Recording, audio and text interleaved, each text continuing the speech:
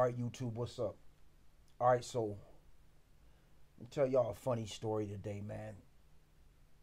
Where my guy hit this dude so hard with the pistol that he broke the gun, man.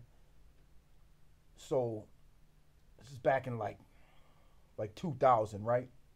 Now back around this time, think what was going on. Motherfuckers were like, you know, popping thizzles, smoking weed, doing stupid shit like that, right? And I remember that's like when ecstasy started getting popular, right?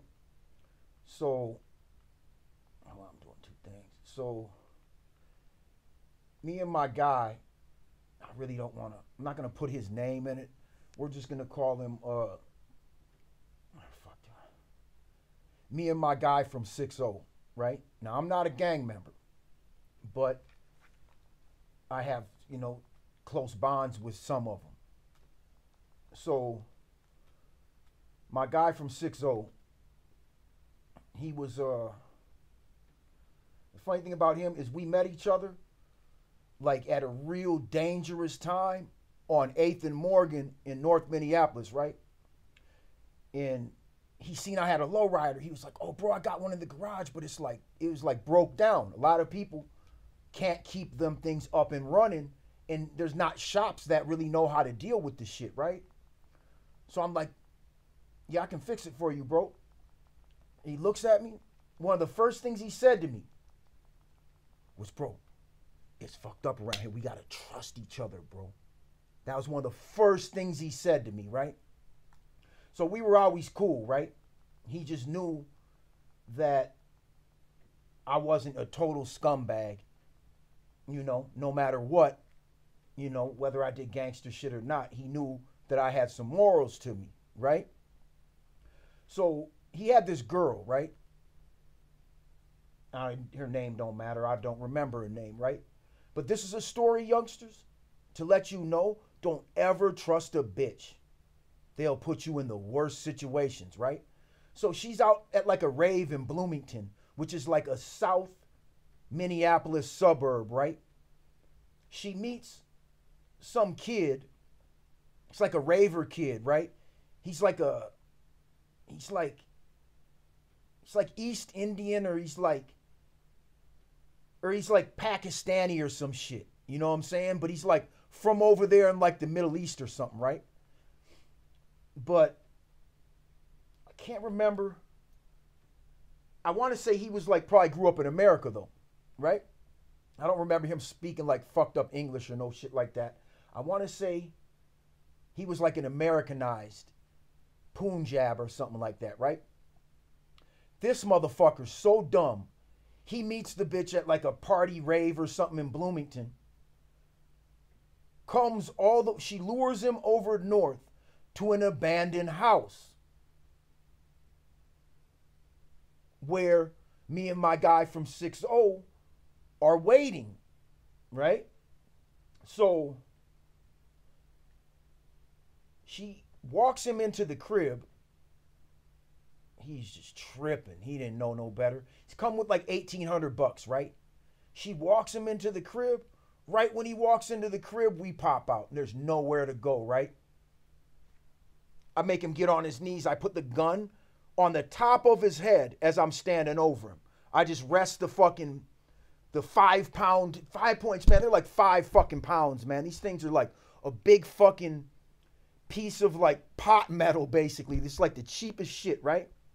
They're fucking heavy, they're accurate, and they don't jam. And they're like $100. Right? Shittiest gun in the world, man. Right? So I rest the high point on the top of his head. And it's not, we don't have to do anything to the kid. We already got all this shit, right? So I'm like real casual about this, right? Maybe too casual. So we rob him in the nicest way possible. But he knows that you're just like, this is a bad situation, but we're cool about it, right? So we pat him down, take everything he's got, right? Then, when it's over, he won't leave We get him outside. He sits down on the front steps and says, that wasn't my money. These guys are going to fucking beat the fuck out of me so bad, I can't leave. I'm not leaving. I'm like, what? I pass the thing over to my guy. I pick him up with both hands. I throw him back into the hallway of the abandoned duplex. Literally pick dude up and just throw him back in there with both hands, man. He's probably like $130, 40, right? So I just pick him up and throw him back in the house. And he's fucking up. I couldn't believe he took this option, man. I couldn't. So we get him back in the crib. My guy's so appalled that he grabs the banger and just smacks him 3 times in the head with it so hard. He might have cracked his skull, but the dude was wearing a white Kangol, right? My boy just comes down on him 3 times. He breaks the fucking gun. He hits him he breaks the clip. All the bullets in the spring pop out the bottom. I jump down on the floor and start picking everything up, right? Like I'm getting all the evidence because I don't know at what point this is going to end now. Oh, you don't want to leave, huh? So now my boy just splits his fucking wig, though, too hard, though. I'm like, oh, fuck, bro. Like, fuck, man. Like, he hit him with, like, the bottom of the handle instead of, like the slide. Instead, he, like, came down on him, like, now, dude's fucking blood's just coming all down. He done bloodied his Kangol, right? He done bloodied his Kangol. And this fool still is like hesitant to leave, man. Now, mind you, this is an abandoned house, so we're like, fuck it at this point. You know, we just ride out, take off running, right? I couldn't fucking believe, though, that dude was like, I'm not leaving. I couldn't fucking, honestly, that shit fucked me up. I'm like, oh, now you're gonna take this option? Dog, you don't even know if you're gonna come out of this place and you're gonna risk it. I don't know who them other guys were, y'all, but he was fucking more scared of them than he was us.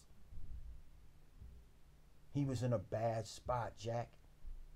You know, you never want to be in that situation, getting burned for somebody else's money, and then you gotta go answer for it. So I guess it was good that my boy bloodied his Kangol and fucking literally split his head all the fuck open, because at least when he went back to these dudes, they would at least know for sure you got jacked for our money. It's not bullshit like, oh, it's obvious, dog. You know? That shit blew my mind though, man. Fucked around, broke the pistol on his head. He hit him so hard with it. Honestly, it probably wouldn't even have took that much to break the clip. The shit's like hanging out like that far. It's just like a piece of plastic. Like, you know what I'm saying? Like, them things are cheap as fuck. But he hit him so fucking hard, man. Like, trying to think of a time where that was too hard. You know what I'm saying? That was way too hard. I think my boy, at the time, I think he might have been on some X. I might have been too. I don't think I was, but I know he was. So he was like extra animated and just snapped on that fool. Just came down on him, man. Like, oh, and my guy's kind of tall and skinny, but I ain't never seen nobody get pistol whipped like that. Nope. Like, that's when you hit somebody like that when you're trying to kill them. I mean, that dog, you hit him so fucking hard, man. Like, you know, hit him so fucking hard. My guy actually turned his life around, so I ain't even gonna put his name in the story. He remembers this day though. You know what I'm saying? I know that, but I wouldn't want that to reflect on him anyway or anybody. Nobody had ever really put 2 and 2 together, but I still ain't even gonna use nut, you know, and say, you know, calling my guy from 6-0, man. And the thing about a lot of gangs in Minneapolis, the reason I fucked with him, it's one of the first things he said to me. He's like, man, I'm 60s, dog, but to my fucking self, man. Fuck the rest of these motherfuckers, man. So I was like, oh, okay. I can rock with you, bro. You know? you get it. You know? You got some morals to you, some ethics. You know, I still fuck with him to this day. Just not on no type of criminal shit. You know what I'm saying? Like, but yeah, man, that was the time a motherfucker got pistol whipped so hard, man. I broke the gun, bloodied his Kangol. That motherfucker, I swear he still didn't want to leave, man. We left his ass there. If I'm not mistaken, we left his ass there. At that point, that motherfucker was not, I couldn't believe it. I'm like, oh, you. I guess sometimes you lose so much that you just rather die, man. You're in such a bad situation that you'd rather just get whacked than go back and answer for that shit. I don't know. I ain't never been in that situation like that. All right, y'all. I'm out, man. Yeah, that shit was fucked up, man. Don't be trusting no bitches, y'all.